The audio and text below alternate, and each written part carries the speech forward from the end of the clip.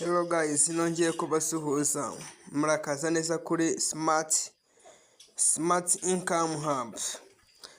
Muri iyi video tugiye kuba twarebera hamwe uko wafungura WhatsApp yawe. Mwibutsa yuko ukora ino business agomba kuba yarafunguye WhatsApp kugira ngo abashe kuba yabona link yinjiriraho, mbashe kuba namuha link azajya yinjiriraho maze akabasha kuba nawe yafungura agakoresha iyi product ya Ospa. Iyo umaze kuba wayinjiraho umaze kuyifungura niho ubasha kuba wabona uko wabona application wakifashisha nk'ingi nyine ya Ospa ukabasha kuba downloadinga.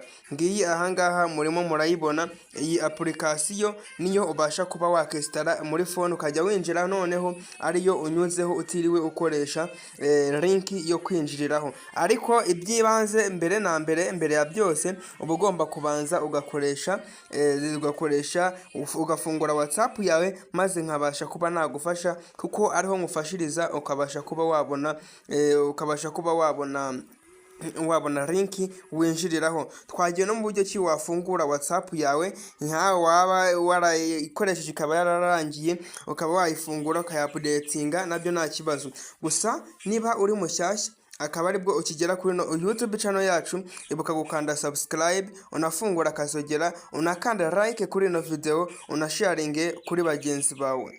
Gusa ukeneye ubufasha yanyandikira kuri izi nimero 078 rimwe 35514. Nizo nimero nagufashaho maze ukabasha kuba watangira nayo gukorera amafaranga ugatera imbere muri uyu mwaka wa 2026. Urakaza neza. Twagiye no muri application yacu ya WhatsApp, tugiye gukoresha iyi WhatsApp ya Messenger. Nago turafungura WhatsApp igize hano, turaza tube twakanda hano hasi handitse agreement ahangaha baradusaba nimero yacu ya telefoni. Ahantu turi buze kuba twakandikamo nimero yacu tugiye kuba twafungura WhatsApp maze tubashe kuba twayandikamo.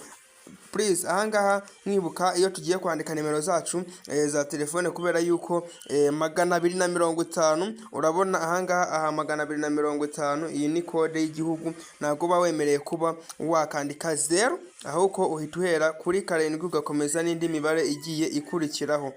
Twagiye uri buze kuba wakandika iyi nimero zawe, numara kuba wazandikamo ubundi bwo ubashe kuba wakita ukanda ahangaha handitse next. Urakanda hano hasi ahanditse next, urimo urahabona, urahita ukandaho, urangiza utegereze.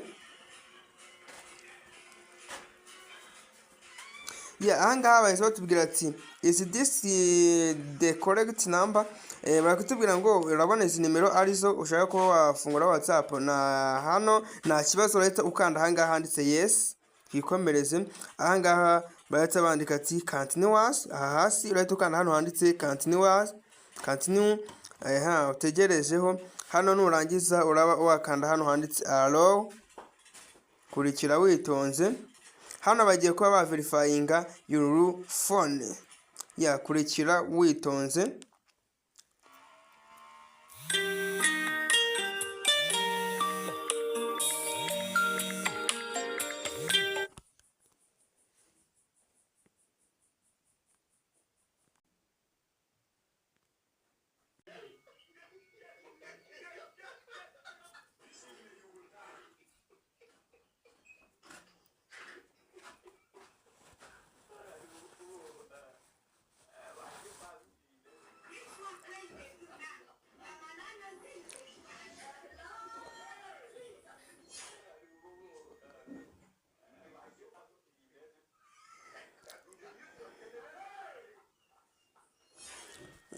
Hano turi buze kuba twahitamo aho barohereza agakode, kode yacu aho bari buze kuba bayohereza.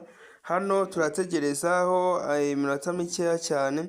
Hano turahitamo aha handitse receive SMS. Aha mbere niho uri buze kuba wakanda, urangiza ukande continuous. Ni agakode bagiye kuba batwoherezaho maze tubashe kuba twakuzuzamo ahangaha, kurikira witonze. Hano agakode barakohereje gahise kiverifyinga. Hano hejuru baba bahise bakohereza ngaka. ngaka hano iyi mibare niyo ihita ukopiyamo, warangiza ukabasha kuba wayizana ukayikopiyamo. Ahangaha turi gutegereze bifunguke.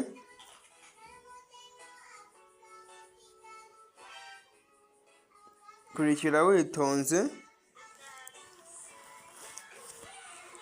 Biraterwa na connection uri gukoresha. Gusa niba ugeze kuri uno munota wibuke gukanda like. Impamvu mbahaye nabona uburyo bwo kuba wafunguramo WhatsApp ni uburyo bwagufasha kuba wamenya amakuru ahagije yo kuba wakoresha iyi business, maze ukabasha kuba wajya ugenda umenya amakuru umunsi ku munsi werekeranye urabona tuhita dutungukira. Ahangaha WhatsApp yacu yabashije kuba yafunguka.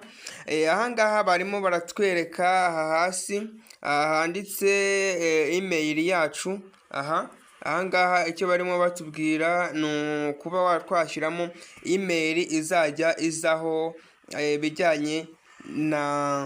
ibijyanye n'amazina, akaba ariho yisevinga. Ahangaha aba ari ingenzi, ugomba kuba wakandikamo email ushaka yuko abantu bazajya bazaho bakaba bakisevinga kuri iyo email. Iyo email ugomba kuba uzi password yayo, nkakwibutsa ugomba kuba uzi password yayo kugira ngo phone nuyitakaza cyangwa se bakayikwiba ukabasha kuba wakurikirana, ukabasha kuba wagarura amazina y'abantu wari usanzwe ufite. Hano raza rero tube twakandikamo email aha dushaka.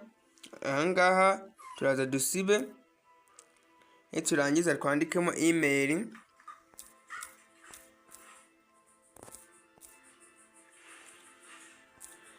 Turangiza kuyandikamo, tuhita hano hejuru tuhita duhitamo agafoto tuzajya tugaragaraho. Akangaha tuhita dushyiraho agafoto. Ahangaha kurikira witonze, turaza twemeza. Ahangaha hari place, Kwemeza hano hari place, dutegereze. Hano urahita uhitamo kamera niba ari kwifotora, cyangwa uhitemo hano handitse Galaxy hasi. Uhitemo, ahita utungukira kuri file yawe. Nurangiza ubashe kuba wahitamo application, wahitamo ifoto washyira kuri stat yawe. Uraza ube wayiselectingamo uyihitemo. Hano urayemezaho, nurangiza kwemeza usikororinge, nurangiza uyihitemo neza nyirizina. Nurangiza ube wakora hano hasi handitse done hasi, niba ariyo utegereze iyi foto yawe ijyeho. Urabona yuko yagezeho. Niturangiza icyo turakora tukanda hano hasi handitse next. Kurikira witonze, turakandaho. Ahangaha bahise batuzaniramo za email. Hano turahita duhitamo imwe, turahitamo yindi n'ubundi twari twanditsemo. Urabona niyo igize, niyo baselectinze. Niturangiza duhite dukanda hano handitse continue. Ahangaha niturangiza turahita dukora icyo twakita skip. Uri buze guhita ukanda hano hasi handitse skip. Ahangaha usigaye uhita ukanda hano handitse skip. Urabona yuko WhatsApp yacu aka kanya tuvugana tubashije kuba twayifungura. Nkwibutsa wowe mushyashya, akaba ari wowe ukigera kuri no YouTube channel yacu, ibuka gukanda subscribe, ukore share, maze iyi video igere ku bandi benshi cyane, maze nabo babashe kuba bamenya uko wafungura WhatsApp yawe. Urabona yuko WhatsApp tubashije kuba twayifungura. Abangaba nabo twatangira kuba twacata nabo tukabasha kuba twaganira, cyangwa ugatumira n'abandi unyuze hasi handitse akamenyetso ko guteranya. Ahangaha hari send message, ukaba wareba abandi kuri file ugakanda ukabasha kuba wabatumira.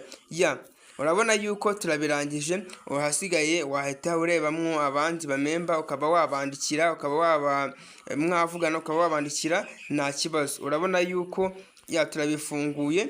Gahunda rero nuko nguku wayifungura maze ukabasha kuba wamenya amakuru agiye atandukanye ukoresheje WhatsApp, kuko njyewe iyo ngufashije kuba wakinjira muri no business mufasha ukoresheje WhatsApp, ukabasha kuba wama amakuru ugenda ufata screenshot unyohereza paka ufunguye account yawe, maze nawe ukabasha kuba watangira gukorera amafaranga.